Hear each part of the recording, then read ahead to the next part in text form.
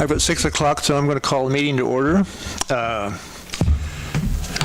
Roxanne, if you'll take roll call, and then we'll stand and say Pledge of Allegiance and remain standing for invocation. And Carl, if you can give us some words of, we would appreciate that. And I pledge allegiance to the flag of the United States.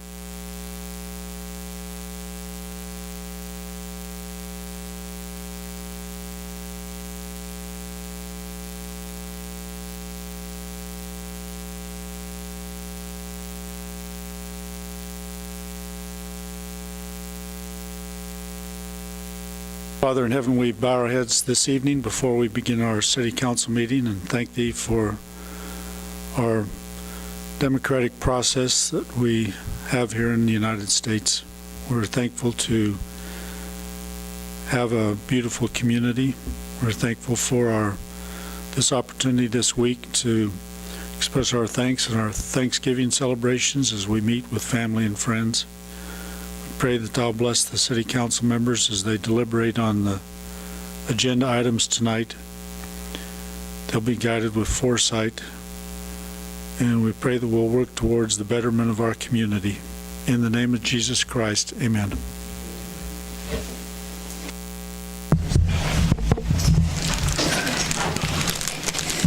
Okay, up next is a review and approval of the agenda. I'll second that motion. We have a motion and a second. All in favor, raise your right hand. Next is public comments.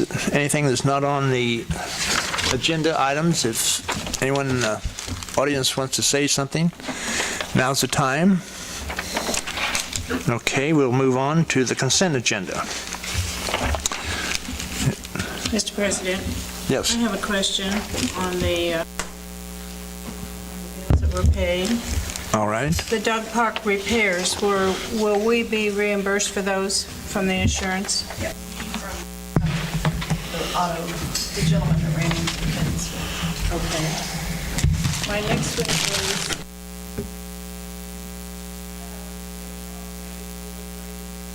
repairs, $4,857. Do you ever check with RVB to see if they can do that?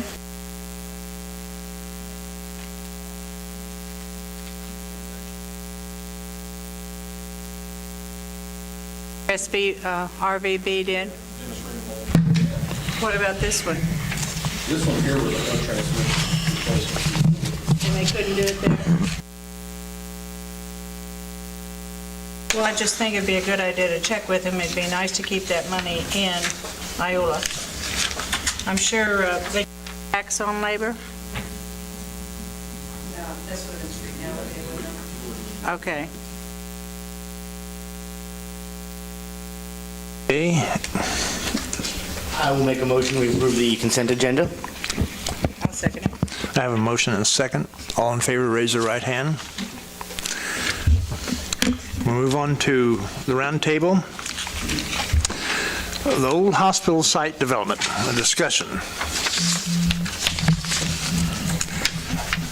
Carl, do you want to start us off on that? This agenda item kind of continues on previous ones we've had in terms of the old hospital site development, just to give some education for the council. There's still a lot of details we don't have on the old hospital site, and I know the county, Thrive, Iola Industries, whoever's involved in this, they're still considering options. But what I wanted to propose or present here for education purposes is the site, the whole site that's to be developed generally is considered as one big parcel. Because when you look at development, you look at all of the different impacts that this development will have on the infrastructure that you're tying into. So, for example, the street plan or a study to determine impact on the roads, the highways, doesn't make sense to just do the grocery store, you should consider the apartments.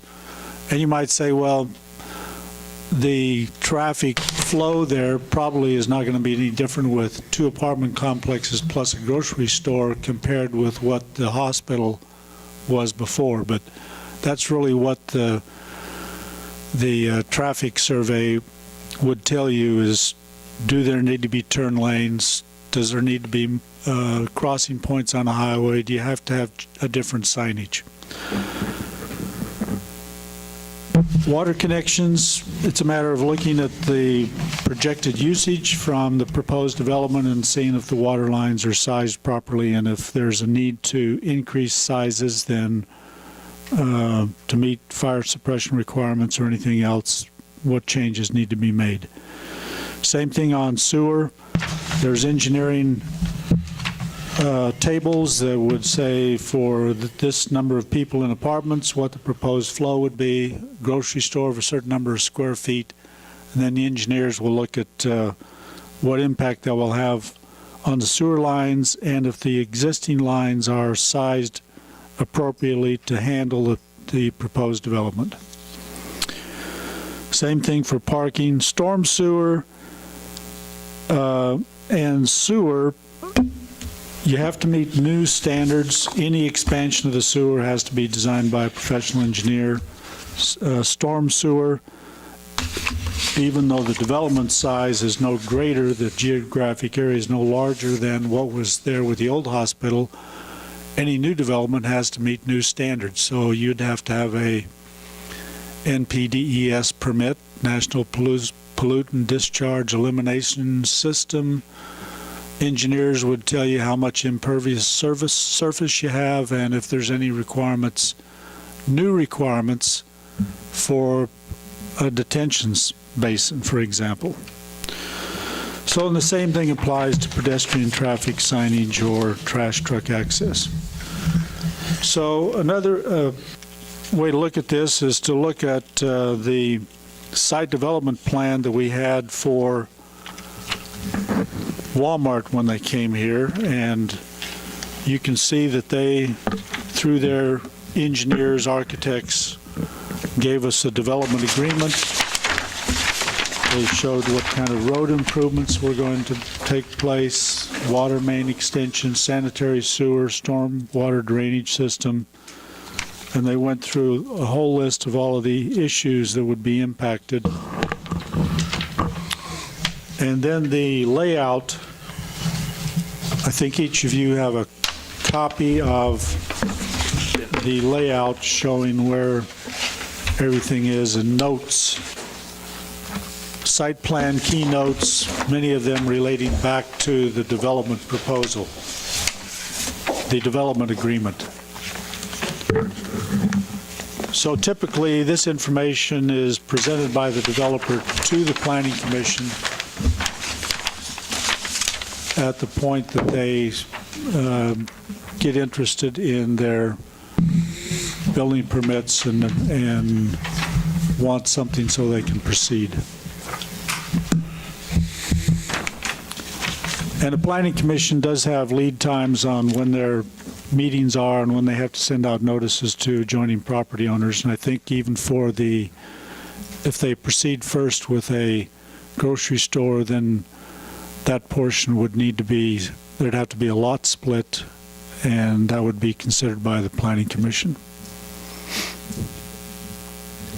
So, Alan, did you have any comments you wanted to make? Well, really just kind of wanted to keep you up to date on what's going on our end.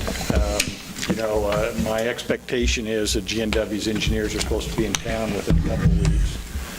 And they're wanting to look over the site now that the hospital's down, and we're hopeful to stake it. I've been out there, and I don't know how you walk through that to stake it right now. Frankly, this is like a war zone out there, but that's kind of the idea. Is the first step is they need to stake out their particular tract, and then we've got a surveyor retained that will come in then and then break it down into basically 3 legal descriptions. We've got that core area there. Have a legal for the medical office building, a legal for G&W, and then a legal for the property on the north for Iola Industries.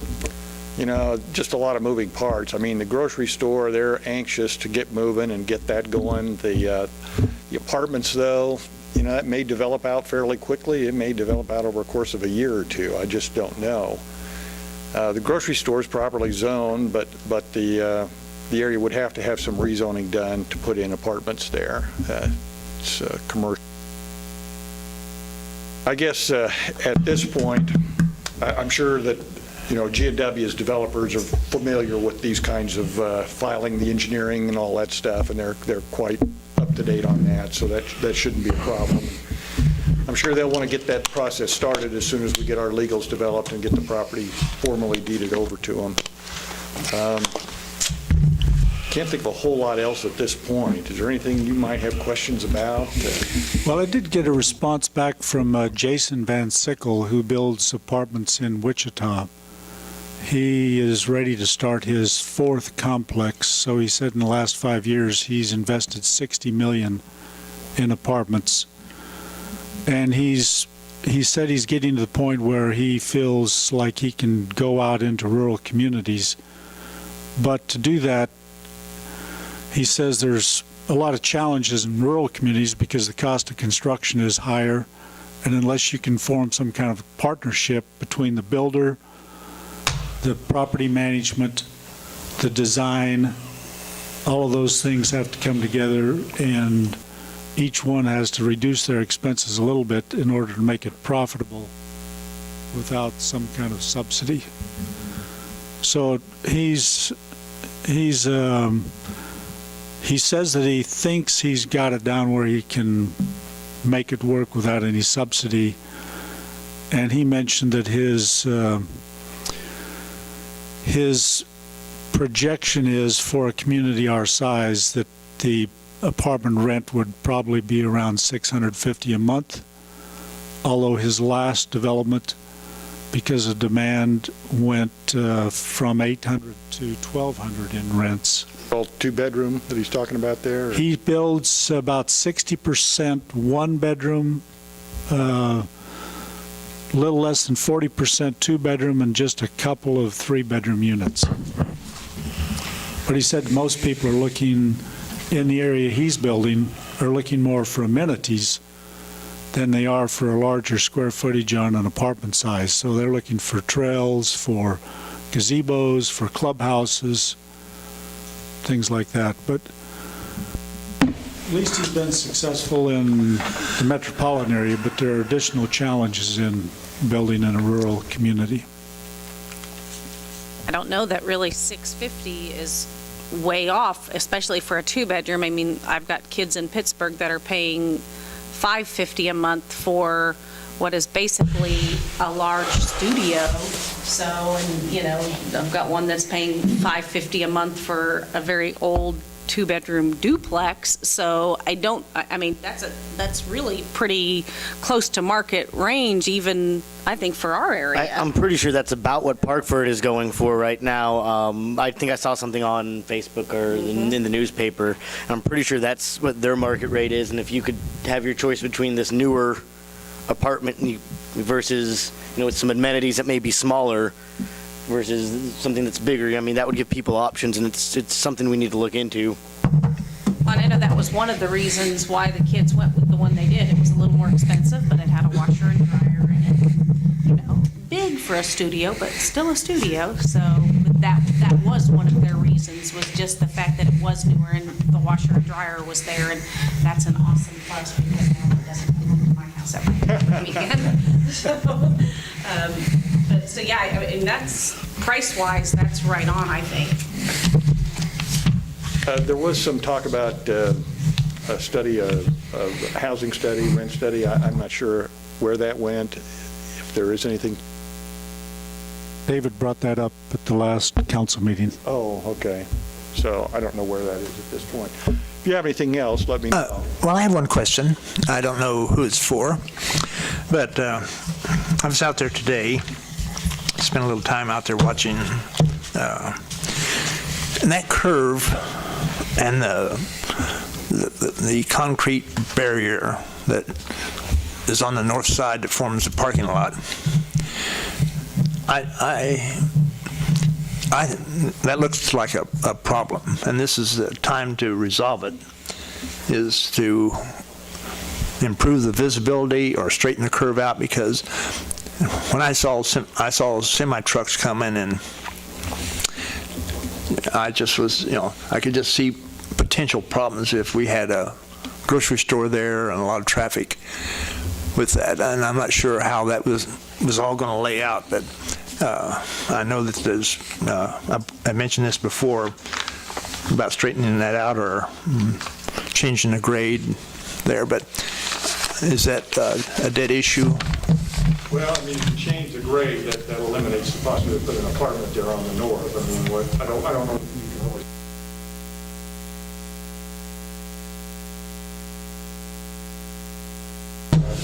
There's no building there or anything. Empty space. Yeah. I don't know. Also, a potential solution that should be strongly considered there is the road diet on 54, to take it from 2 lanes eastbound, 2 lanes westbound, down to one eastbound, 1 westbound, and a center turning lane, which will slow that traffic down and give you bicycle accessibility on both sides and make it easier for the kids who need to cross to the middle school and whatnot to get across there. That was one of the recommendations made by Mark Fenton when he was in town about 3 weeks ago, that the traffic on 54 does not justify, the volume of traffic does not justify having all those lanes. They're simply insufficient to need that amount. You say, And you can't see across them. yeah, and that's exactly right. So this would be a way to slow it down, improve the visibility, and, one of the things that was brought up is that reduces the wear and tear on the road, because if you get the semis, the big heavy trucks, toward the crown in the center, that's a stronger part of the road than it is out on the edge by the curb. And so you have less deterioration of the roadway. Going back to the market study question that came up earlier, Tom Carlson, after reviewing his 2 market studies that he paid for on the Cedar Brook developments in Iola, determined that he was confident that there's not a need for a full-blown market study. He's confident in building 20 right now. So, and he wasn't going to have to pay for this market study. Iola Industries was going to pay for it, and he said, I don't think you need to. So that's his level of confidence in this market.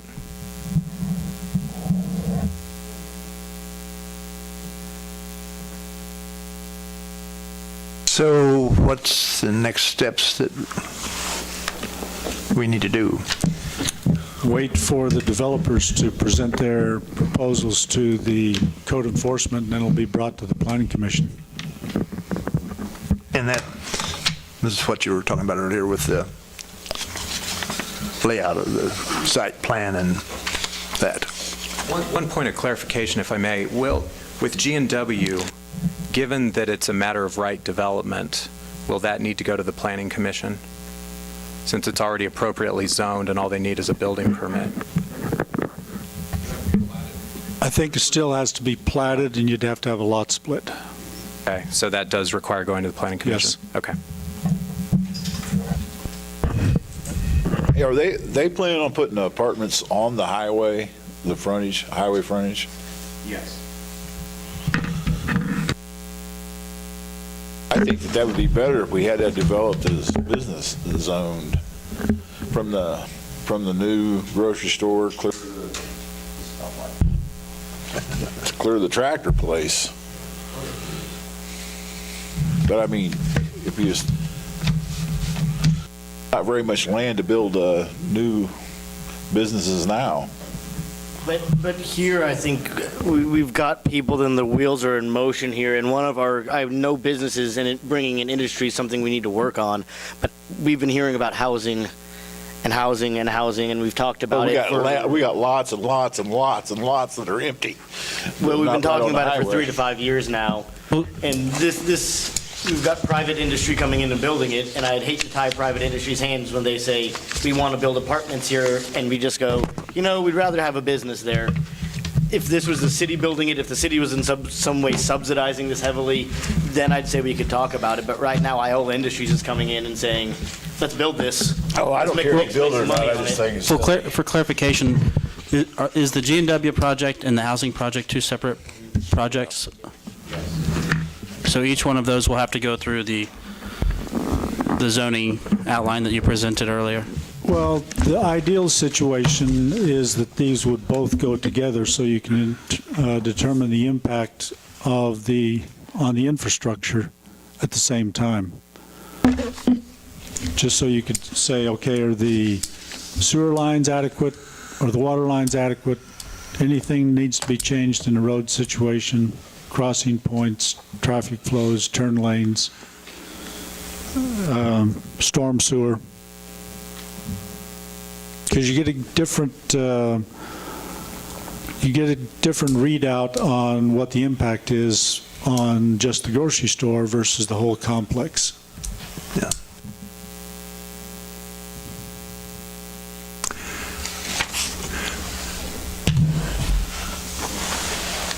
So I guess we need to wait until we get a site plan And this will all go to the planning commission first, then come to the and city then it'll come council. back to us to see what we need to do or what's requested of us. Yes. Carl, what kind of timeline do you generally see the receipt of this type of information, say, before construction begins? Can you kind of give me a global view of what that looks like? Typically, a developer comes 6 months before they want to start construction at least, because the planning commission for rezoning has to send out notices to all the property owners within 200 feet. And there's a 20-day notification requirement before the meeting. Thank you. Just so it's clear, I would anticipate that the developers will be requesting an expedited process. Because I know their intent, at least with the supermarket, is to start probably, spring, so when the weather allows. So just want to give a heads up that I think they'll want to move as quickly as possible. You did a lot split, just did a lot split for 2 parcels? Yeah. So generally, If Carl's saying that we want the entire layout of it the plan, depends on whether the developer's experienced in handling their development. They'll know what's required. So the waiting time for the planning commission and their notifications usually is, like say, if they come in this week or next week, then it's figure out when the next planning commission date is, make their notifications. If they're prepared, that's usually not the holdup. And I think as far as having a single development plan, I don't know mechanically how that occurs, because if G&W completes the purchase of their tract in a month or so, they're going to own that, and the rest of the property will be owned either by the county or by Iola Industries. So I'm not sure. this may not, Yeah, I it just may don't not be know. possible to have. It may not work to have everything at once, but G&W can come in with their portion, with their plan, and move forward. So all that would amount to is that the ones who come later would bear more of the burden if there's any changes that needed to be made. And we don't know if that's even going to be necessary at this point.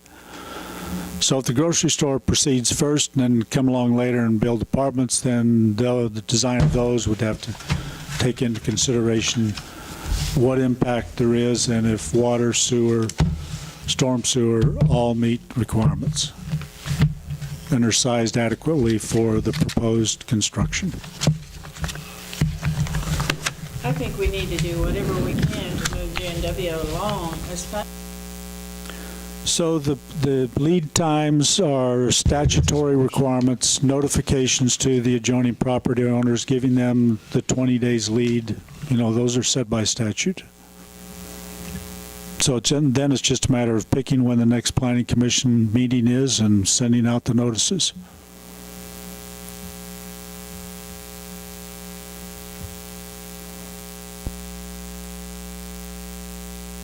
So I don't have anything to bring up. It's just mainly for discussion.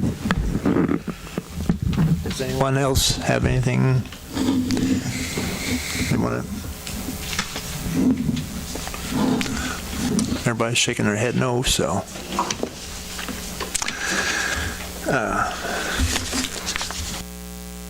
On then to item B, which is budget, benefit, and pay discussion.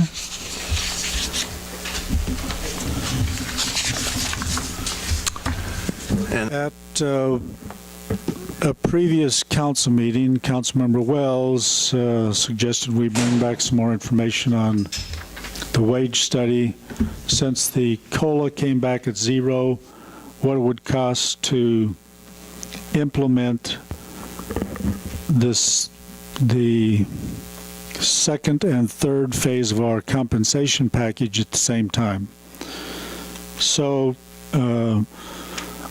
Corey figured up the additional cost over and above the 2% that was already budgeted, and that came to $23,970.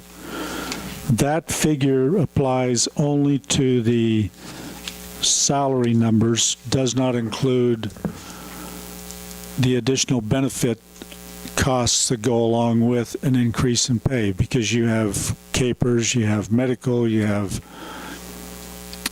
FICA, all the other things that go along with it.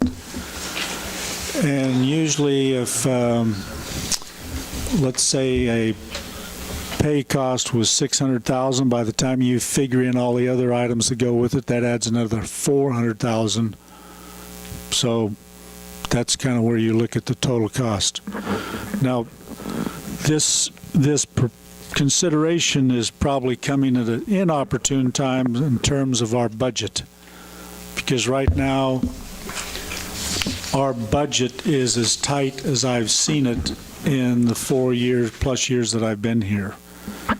The information I put in your packet showed that in our general fund, as of the end of September, we had a revenue expenditure balance of a negative $128,083. The end of October, that was $389,000.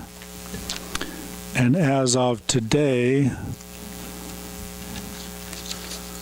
that number is now $596,453. Now, part of the reason why that deficit is there is because we have not made transfers that we had budgeted for from the water and electric funds. So we still have due a $150,000 transfer from water to general and a $1.4 million transfer from the electric fund to general. If we made both of those transfers, it would take care of the projected deficit. However, our water fund is still marginal at this point, and that's the reason why we haven't made that $150,000 transfer. We have revenues over expenditures in our water fund right now show a deficit of $87,240. So that's just based on what we had projected as revenue versus what we've actually achieved and what our expenditures are for year to date. In our electric fund, if we made the $1.4 million transfer to general, we would be in the hole, because our reserves in the electric fund are now at $1.3 million. We still have revenues coming in between now and the end of the year, but what I'm trying to communicate here is that our budget is tight. I think we'll be able to make out for the rest of the year, but our reserves in electric and water do not look good. Carl, it looks like on a lot of these that our revenues are well below what we expected. Is this in part due to a mild summer, mild winter that we've been having, that, it's 60 degrees in November, Thanksgiving, or is there a deeper structural problem that tax revenues have gone, sales taxes down, or is it largely just from that? Well, it's a combination of all three. Our property tax revenues are down slightly. We had projected 1.1 million, and right now we're at 965,000, so we're at 86% of what we projected. Our assessed valuation is down a little bit. Our sales tax, we had projected 615,000 for the year, which is what we took in last year. 2 years prior to that, we were 620,000, so we projected 615 for this year. Right now, we're at 71% of projected. We're at 440,000. So our sales tax is lower. Our revenues from water fund, because of a lot of rain, usage down, profits down. Electric fund, mild year, less usage, less profit. So that's kind of the situation we're in. You know, and when I had suggested this, I was kind of hoping that these numbers wouldn't pan out this way, but seeing these numbers, I would suggest that we don't move forward with my suggestion. Without having these numbers, though, 2 meetings ago, 3 meetings ago, it was an idea, but seeing these numbers, I would hold off again. And, you know, there's keeping payroll down is one of the things that we really can manage on a warm winter. So yes, that would be my recommendation, that we not move ahead with this. I think we're lucky to still have jobs. We're not to the point where we're going to have to cut personnel. I had Roxanne figure up our projected payroll between now and the end of the year. And we still have a little over $1 million in payroll to make. So, there's a possibility that could happen later, but I wouldn't recommend it right now. I have a question. On our electric fund, we have saved our customers $1 million. Right. Do we have to always add that savings on to them, to our customers? Is there any percentage of that savings? Well, with our gas and electric, our rates are based on energy costs, and we have a certain profit margin built in. We have not changed that profit margin in 5 years with electric. I think it's 6 years with gas. No, let's see, it was about 2008, I think, was the last adjustment. So as long as we, over the years, come out okay, we haven't adjusted that. Now, we did make an increase in our electric this year on the meter charges, Right. but not on the rates themselves. Well, one thing I was considering with the water, the council did approve an annual rate adjustment based on the COLA. Well, this year, since it's zero, there would be no rate adjustment. Since the water fund has not come up, we could go to a energy cost adjustment, the same as we do with gas and electric. Then that way our revenues would fluctuate according to the cost of the chemicals. And it's also impacted slightly by electric fees because that drives the pumps, but it's mostly chemicals. So that's an option. And that way it would fluctuate every month. It wouldn't be just once a year. I know Scott Shreve, who's our consultant on the gas and electric, does that same thing for water for many cities. Well, I feel like we need to do something. I would definitely be open to having that discussion as we get maybe some details in.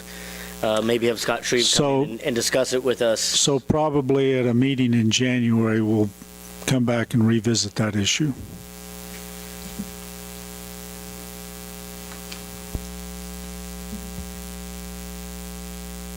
So any other comments on budget or pay issues? Well, just looking at it, it's really kind of scary. Well, in past years, we had a much healthier reserve in our electric fund because of the extra expenses we've paid out to meet EPA requirements, for economic development purposes. We just don't have a reserve there now.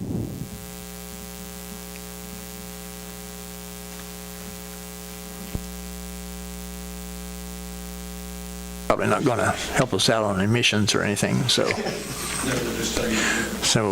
that's,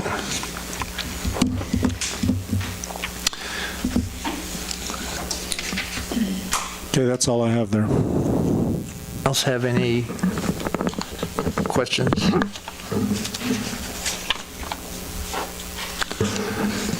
Well, I guess we'll move on to new business then, and that's 2016, our holidays and when we're going to observe them. Carl, these are basically the same as last year, the year before. The days, days off, that is, they change on the calendar somewhat, but we've observed these holidays for years and years and years. These look like the pretty much standard ones. Thanksgiving, Veterans Day, Columbus Day. Yes, the same holidays, and we try to match our calendar to what the county's approved. The difference is, I think we would stay with the same number of days as what our personnel manual has. Roxanne, do you want to explain the 23rd, 24th? The employee task force, each individual department has a representative. And the police and fire, when they're working actually on Christmas,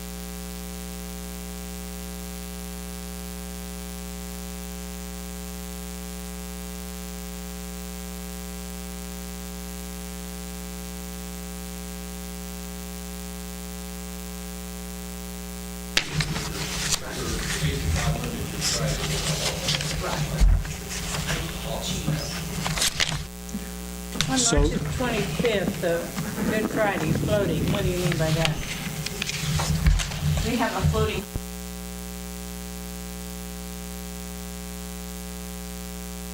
Kind of pick what the best day is to have that off. So one year we did it on the 4th of July. I think we gave the 5th off or something. I will make a motion that we approve the observed holidays for 2016. If there's no further discussion, all in favor, raise your right hand. Motion passes. We're down to council and administrator reports. John? Apologies for not making last meeting. I had some business I needed to take care of with KU. As for the holidays, everyone drive safe. It's supposed to get nasty out this upcoming weekend, so Yep. use your judgment. Don't be rushing off everywhere. That's it for me. Nancy? Just want to express how grateful I was that the city sent us to the Thrive Annual Dinner. It was really, really nice to be recognized and be rewarded for our sidewalk project. I think that just goes to show how much that really did mean to the community, even though we probably had some people thinking, what are they doing? So, but I think that sidewalk project is just a great addition. It ties the city together. It gives people without ways of, getting from one place to another, a safer way of getting to one place to another. And it was nice to be recognized that, and I appreciate the fact that Thrive, we were in the runnings for it and we won. So that was really nice. And also the lines on Kentucky that are already there by the hospital and everything, really nice. Thank you so much, especially from us people that don't see well at nighttime. It makes it a lot easier, so thank you. And happy Thanksgiving, everybody. I forgot that. Bob, you're next. I got no report tonight. Oh, I didn't mean to. Are you sure? I am. Okay. Go ahead. You have to wait for me to excuse you. Well, I have already called Carl and told him how happy I was to see the lines on. It was quick.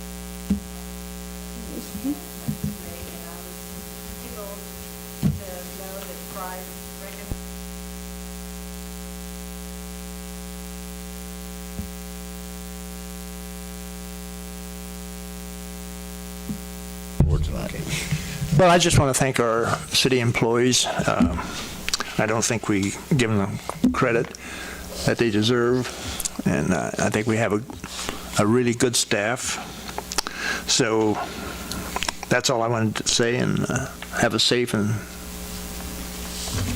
good Thanksgiving, everyone. And Andy, you're next. Just want to wish everybody a happy Thanksgiving and be safe out there and continue to be grateful for what you have, not just on Thursday, but every single day after that. I agree with that. Aaron? Yep, my apologies for missing last week, but I was out of town on business. The first thing I noticed when I got back into town was I read the register. I was behind a week on that, and it said that we were going to wait on the lines.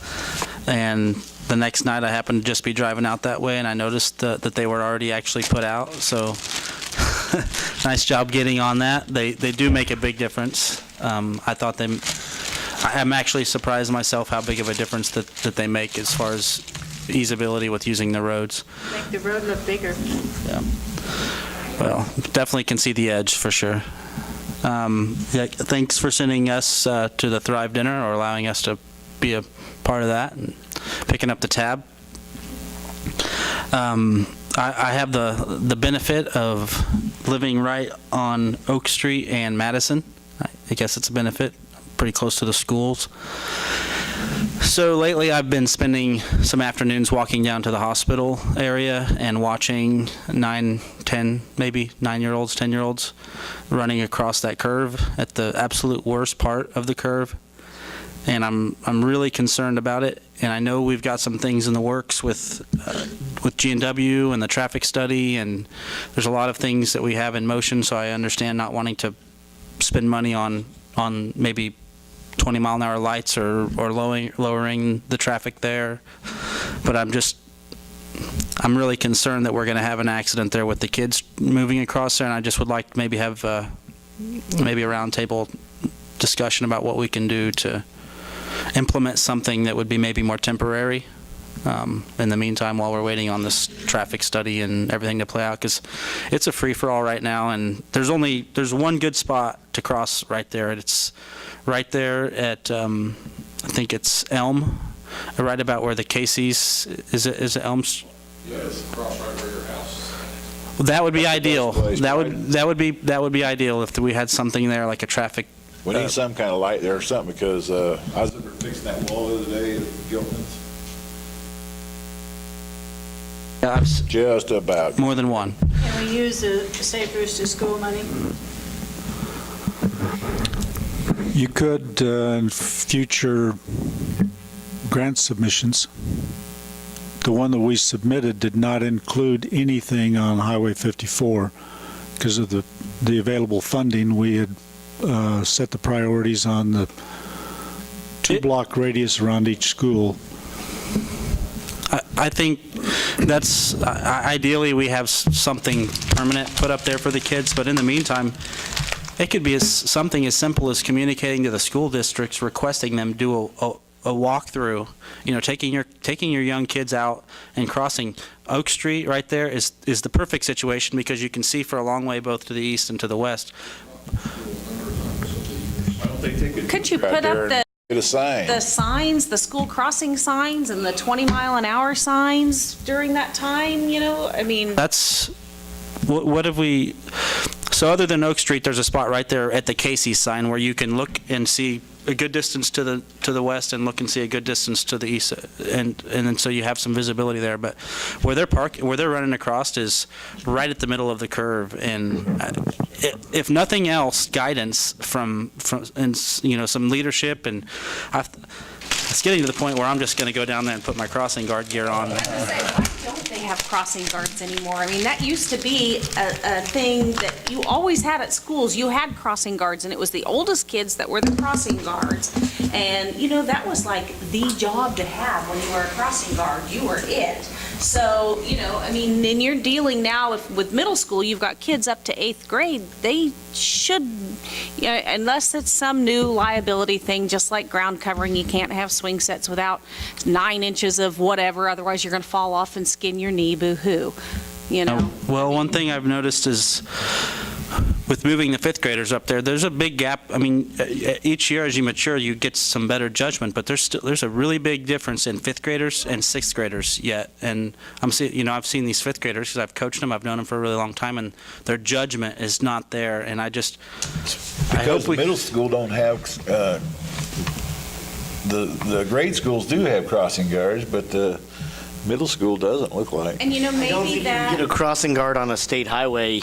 I think that's a pretty dangerous proposition. And it might be, I but- don't know about you, but I do not want to be the guy holding a stop sign, standing in the middle of Highway 54 when somebody doesn't see me coming. Well, you don't. That's a job, maybe that's a job for an all-school assembly. You know, you've got, you could get one of the officers over there. Mike's there 2 times a week teaching DARE to 5th graders. Maybe that's something that needs to be addressed with an all-school assembly with the cooperation of the police department, just discussing these are the best places to cross. This is why you need to cross at these places, and at least try to attempt to educate where they should be crossing and do it through an all-school assembly. Of nothing else, I just hate to sit back and do nothing, so. We have to do something. I agree we should probably have a discussion on it sometime in the future. I know they're going to come in. I think Thrive's going to talk to us more about this road diet, and maybe then we can start discussing. We all know 54 is a problem. We just don't really have any good solutions to it that aren't Well, we don't want to spend costly for the most part. We don't want to spend a bunch of money that we'll have to change in a year, but something as good as a forum, as you mentioned, education, or maybe request volunteers, that doesn't cost anybody money, and you're not asking anybody to go out there with a stop sign in the middle of the road, but at least somebody to stand on one side to direct and maybe guide. What does it cost to put a light in, like, by the boats? At the boats. Generally, intersection lights, big poles on either side runs about 100,000. I think we have the poles, though, right? There's already poles that we could use. They, I say, yeah, wouldn't you rather have a crossing, yeah. I think. The one that goes yeah. over to the trail on State Street, so it's actually stopping traffic so people can get across and not something that runs all the time. Yeah, I think that would be a good end product, but I was just thinking for now, you know, what's just an orange can? Just to put some electric to an orange can right there. Corey, what was the cost on the one on North State where they put those pedestrian crossings? $40,000 or $50,000. I could be wrong, Carl. That's been a while since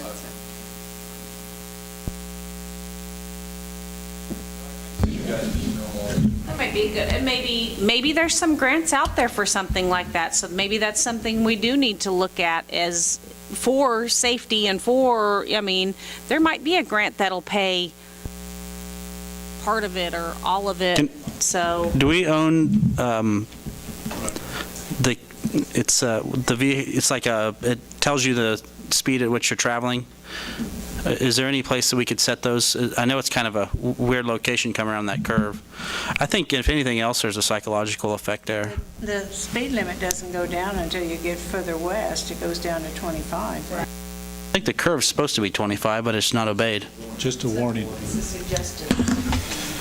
I think that we should talk to the school. I think it's as much their responsibility as our responsibility. But there's really no money there, and we all know that, so, but they've got people probably that can do grants. Figured out for that, so. Well, that's all I had. Thank you for the time. Well, Carl? At the last council meeting, we discussed possible contract on wind generation. Westar is not ready to move ahead with that, so that update will come at a future council meeting. There was a question asked actually by Austin Sigg. He's not here today, but he wanted to have a discussion on our personnel policy and the caveat that we have in there, not eligible for rehire. We have requirements in our personnel manual that if you are test positive for drugs or other, there's a list of things that are in the category of if you violate our personnel policy, you are not eligible for rehire. His question is there a point at which 5 or 10 years down the road that we would allow somebody to come back? So what's your thoughts as a council? I guess in my opinion, yes, people can change. I would want proof, and how do you get solid proof that a person who, maybe they have been clean for 5 or 10 years, unless there's documented proof of some sort to go along with it. I mean, that would be it. It would be the burden of proof.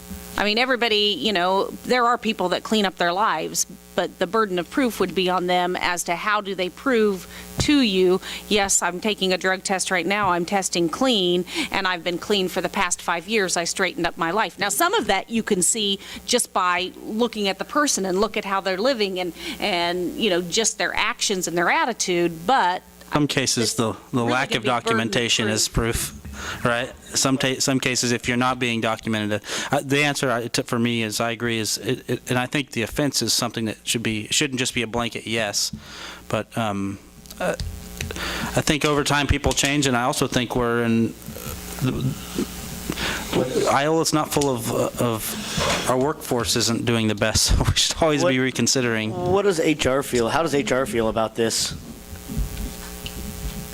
Well, there is some thought. I've had discussions with Carl on this issue, and we have here recently, some of you may have been contacted by a former employee who was terminated and then now has another job, doing well, but would prefer to come back and work for the city.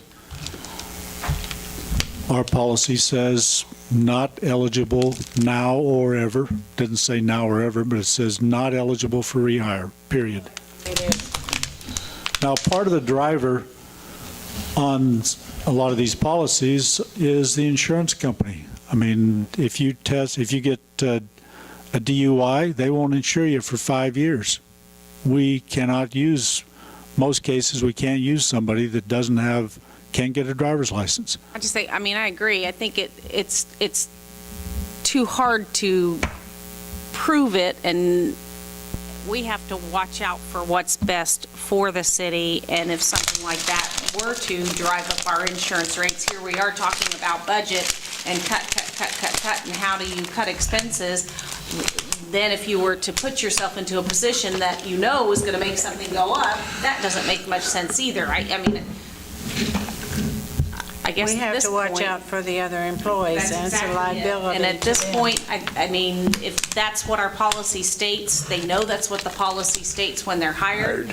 If they read their policy manual, they should know that's what the policy is, so just don't do it if you want to keep your job. I would say that if there wants to be a significant change there, that maybe that goes through Human Resources, your office, and maybe the employee committee that we have that deals with the personnel policies. This is one that, we're not employees of the city, and I usually like to leave some of those when it comes to their safety concerns. Ultimately, it does fall on us, but if they're not driving this change, I don't know if I necessarily want to drive the change from here. If we're getting this push that they're saying, we want to hire these people and we can't because of X, Y, and Z, but here we're getting, we want you to hire this person maybe, and that's that top down, and I don't kind of like that management style then when we're talking about this change. It is something that I'd be willing to listen to, but I don't know if I have a compelling argument here today to really push forward with it. Well, last time, if we're talking about a certain individual, I talked to his manager, and in my estimation, it should never have been brought to council. very serious that it was brought to council. And for them, I mean, HR and the management of the city should have made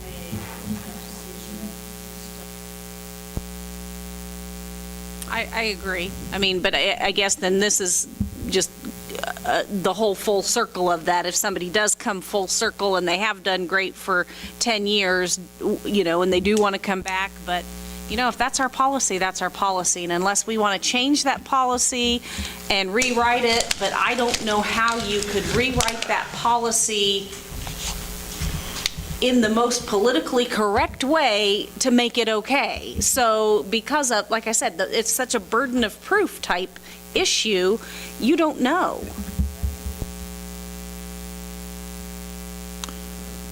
Okay, next thing, we have a company, CGI Communications, that we've partnered with. They're going to create some new videos, promotional videos to be placed on our website. They're going to be contacting businesses in the community that want to participate.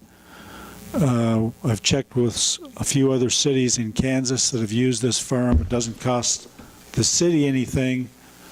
They hope to sell promotion from other businesses so they can have their name or a similar product created. But it's just an optional thing. So I don't have the firm numbers on those, but it could be as simple as just a hyperlink to their own business website, gives them a little more exposure. Next thing, looking forward into December, our second council meeting in December falls on December 28th between Christmas and New Year's. How many think right now that you would be available on that Monday? We need to find out whether we will have a quorum. Whether we will have a quorum, and if not, then we just need to plan ahead so that we get permission at our next council meeting to approve kind of the payables, the consent agenda. We would ratify them at the first meeting in January. But if we're not going to have a quorum, we're just not going to schedule that meeting. So, Say by the looks of it. all right, so we're going to move ahead and we'll tentatively plan on not having that second meeting in December. I don't think we will require a budget amendment. If we were, we would have had to have should have had the notice of hearing tonight, but I think we'll be okay. I would like to have a 5-minute executive session under non-elected personnel. So moved. All right. All in favor, raise your right hand. Do we want any break at all before this? Anyone? No. Well, we're back in session. I'll entertain a motion for adjournment. So moved. All in favor, raise your right hand. Motion passes. Thank you. Have a great